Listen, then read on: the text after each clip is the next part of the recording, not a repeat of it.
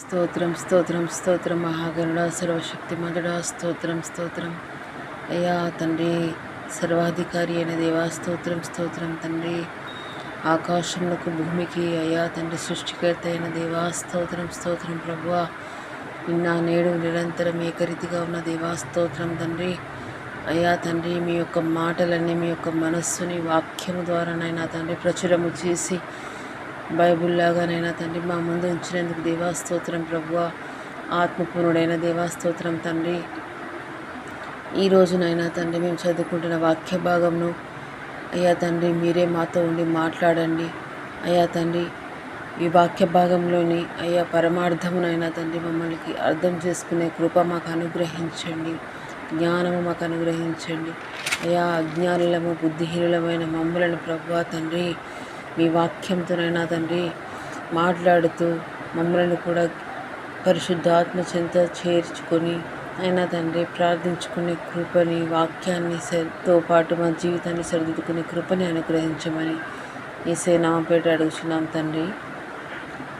ఈరోజు చదువుకుంటున్న వాక్య భాగము కీర్తన గ్రంథము 8వ అధ్యాయం చదువుకుందామండి.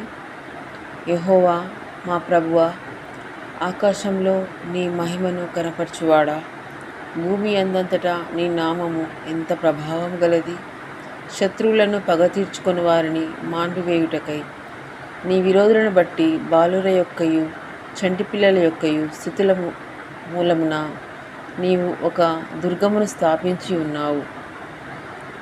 నీ చేతి పని అయిన నీ ఆకాశమును నీవు కలగజేసిన చంద్ర నక్షత్రములను నేను చూడగా, నీవు మనుష్యుని జ్ఞాపకం చేసుకొనుటకు వాడేపాటివాడు, నీవు నరపుత్రుని దర్శించుట ఏపాటివాడు.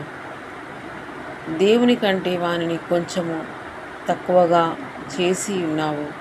మహిమ ప్రభావములతో వానికి కిరీటము ధరింపచేసి ఉన్నావు. నీ చేతి పనుల మీద వానికి అధికారం ఇచ్చి ఉన్నావు. గొర్రెలన్నింటినీ, ఎడ్లన్నింటినీ, అడవి మృగములను, ఆకాశ పక్షులను, సముద్ర మత్స్యములను, సముద్ర మార్గములలో సంచరించు వాటన్నింటినీ వాని పాదముల కింద నీవు ఉంచి ఉన్నావు. యెహోవా మా ప్రభువా, భూమి అందంతటా నీ నామము ఎంత ప్రభావము గలది. దేవా, మీ నామానికి మహిమ కలుగునుగాక. స్తోత్రములు చెల్లించుకుంటున్నాము తండ్రి.